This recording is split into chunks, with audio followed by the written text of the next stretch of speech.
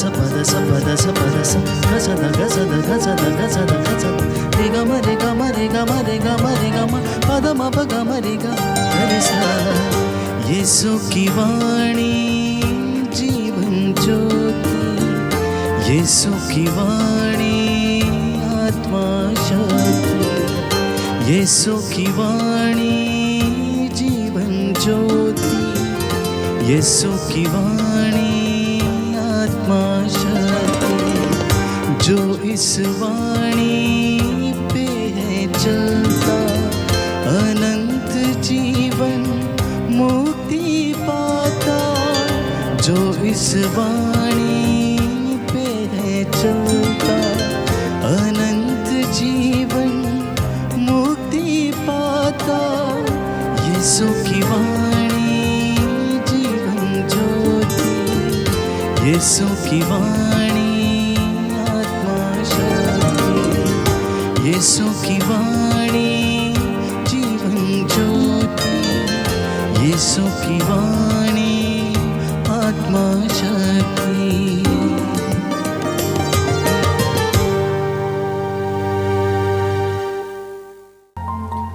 पहला पाठ प्रेरित चरित अध्याय 5 पद संख्याएं 17 से 26 तक।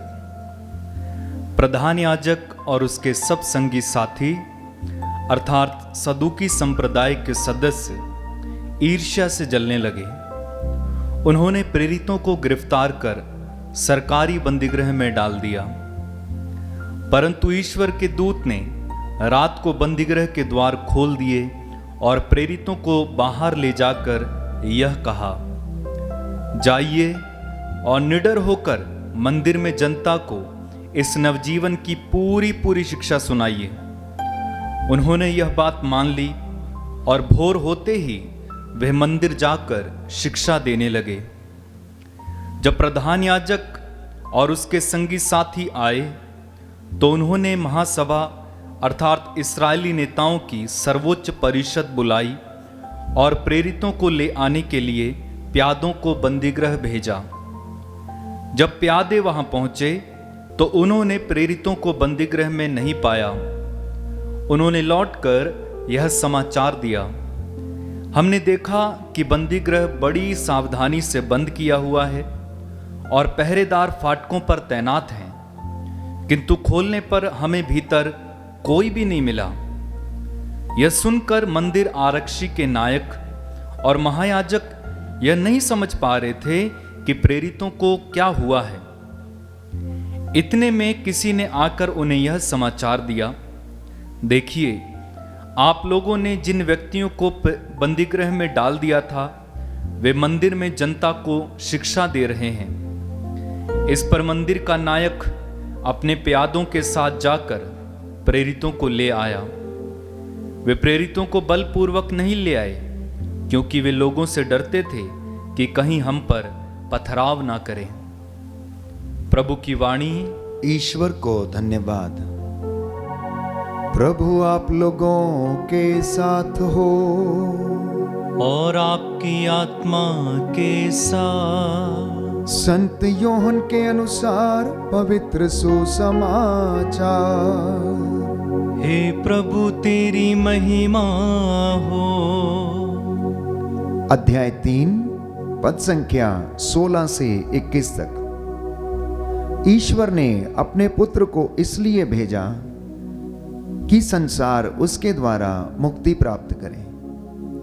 ईश्वर ने संसार को इतना प्यार किया कि उसने उसके लिए अपने इकलौते पुत्र को अर्पित कर दिया, जिससे जो कोई उसमें विश्वास करे उसका सर्वनाश ना हो बल्कि वह अनंत जीवन प्राप्त करे।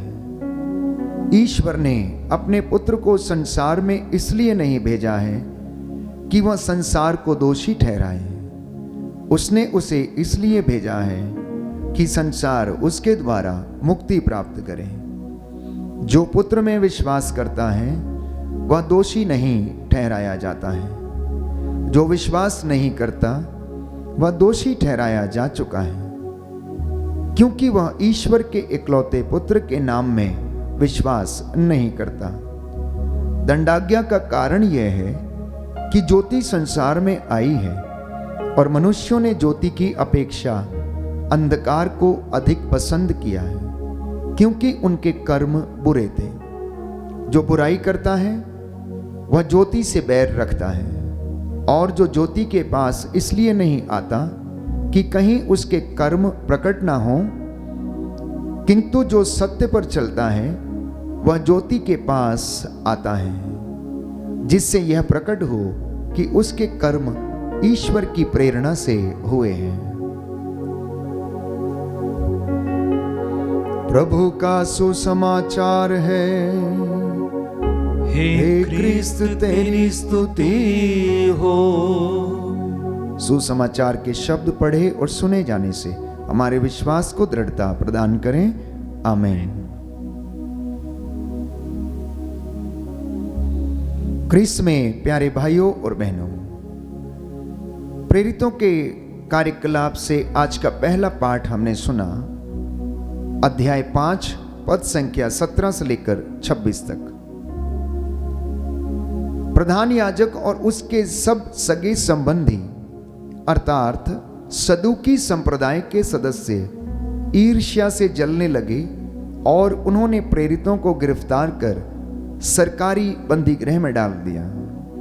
परंतु ईश्वर के दूत ने रात को बंदीगृह के द्वार खोल दिए और प्रेरितों को बाहर ले जाकर यह कहा, जाइए और निडर होकर मंदिर में जनता को इस नवजीवन की पूरी पूरी शिक्षा सुनाइए।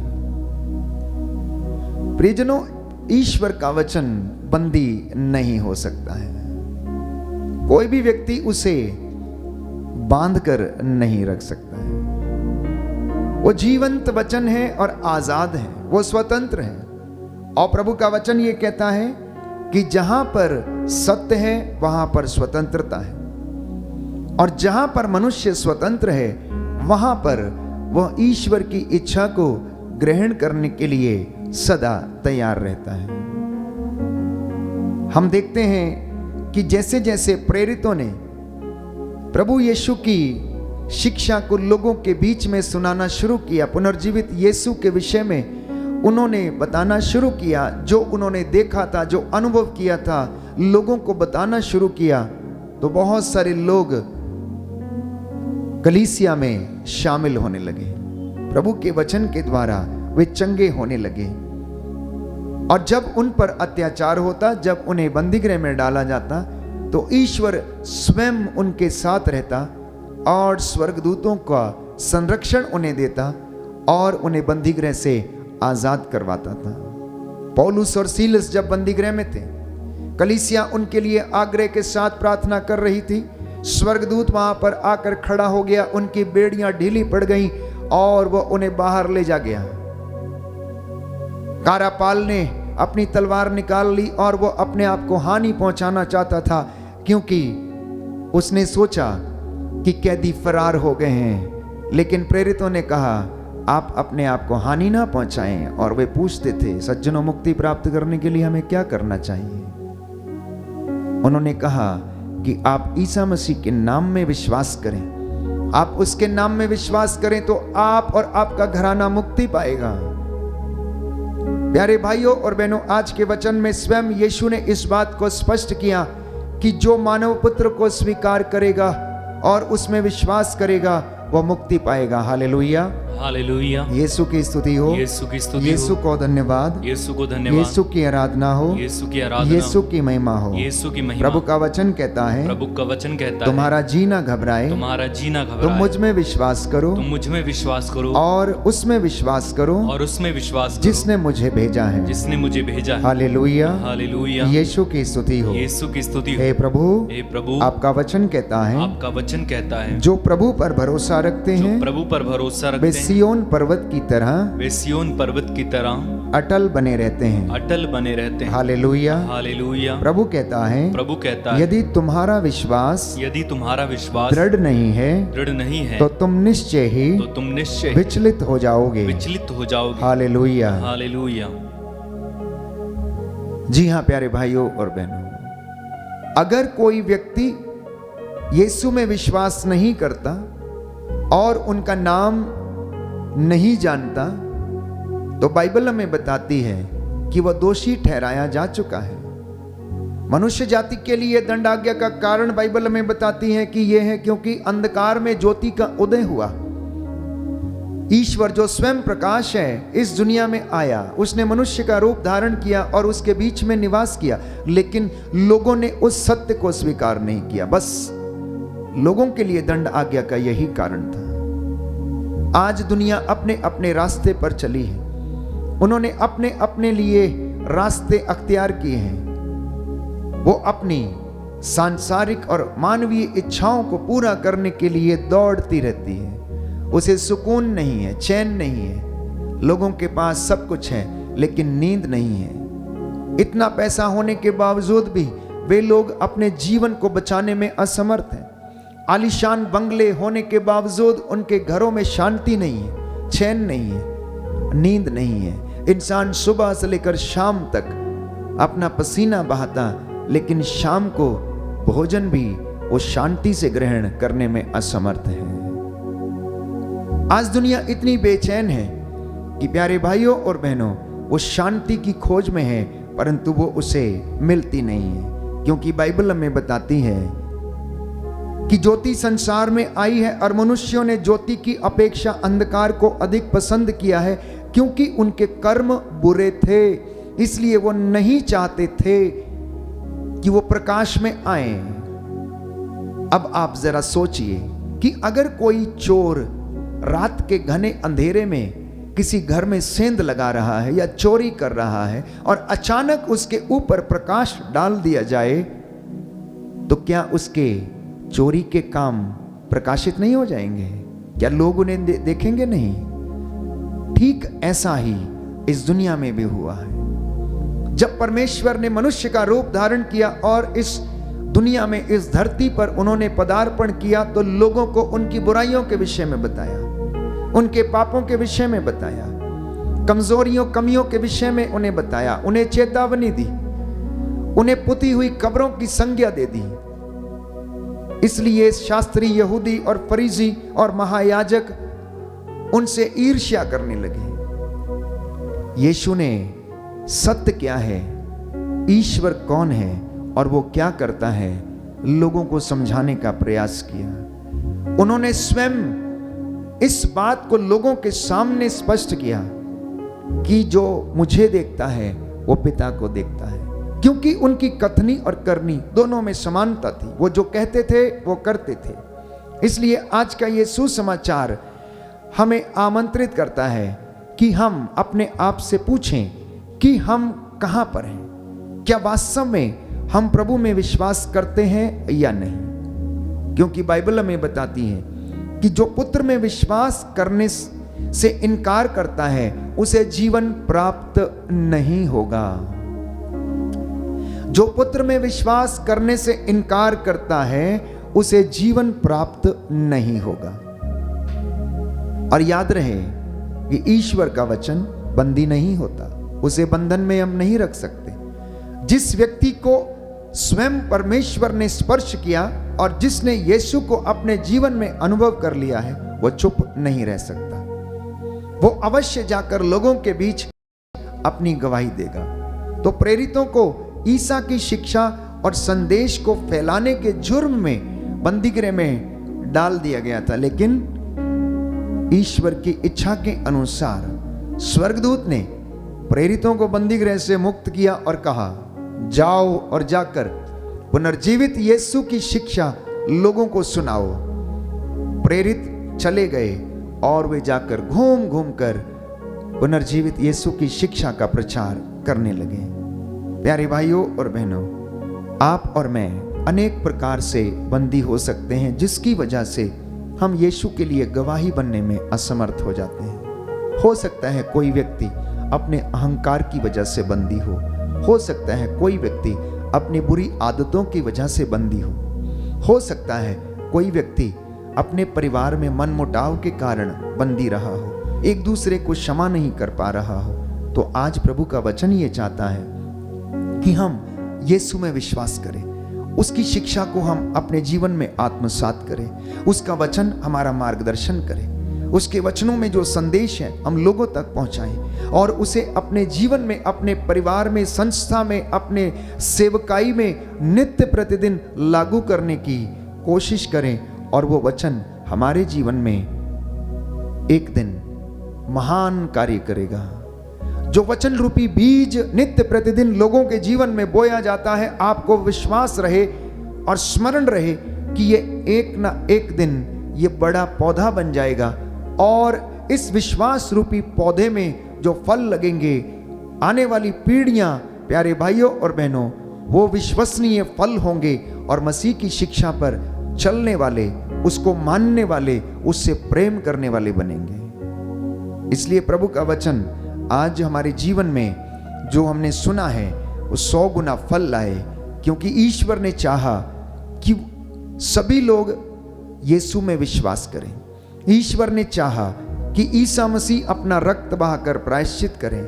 ईश्वर ने चाहा कि वह सबको मुक्ति का आनंद प्रदान करे। ईश्वर ने चाहा कि आप और मैं खुश रहें। ईश्वर ने चाहा कि आपका और मेरा कल्याण हो। ईश्वर ने चाहा कि आप और मैं मुक्ति प्राप्त करें। ईश्वर ने चाहा कि इंसान का संबंध जो उससे टूट गया है वो फिर से स्थापित हो जाए।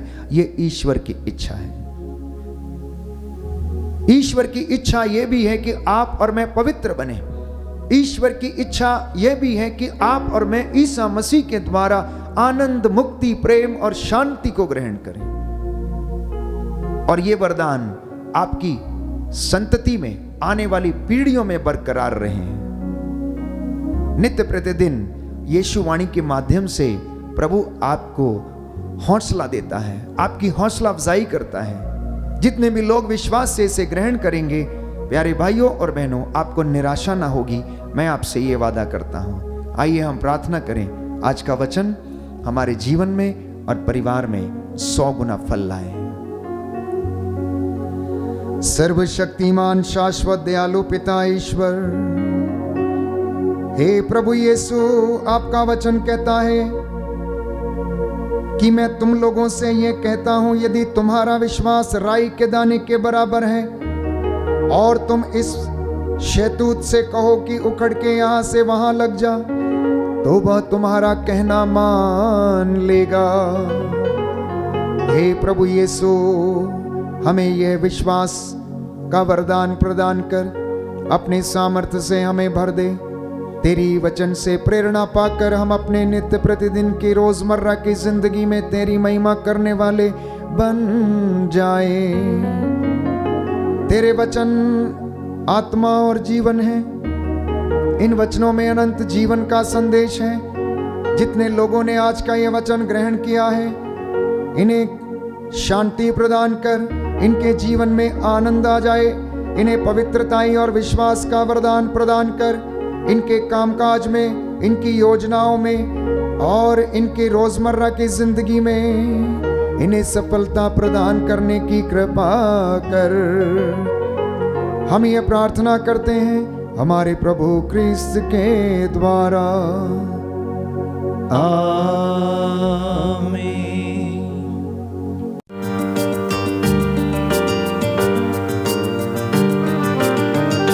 यीशु की वाणी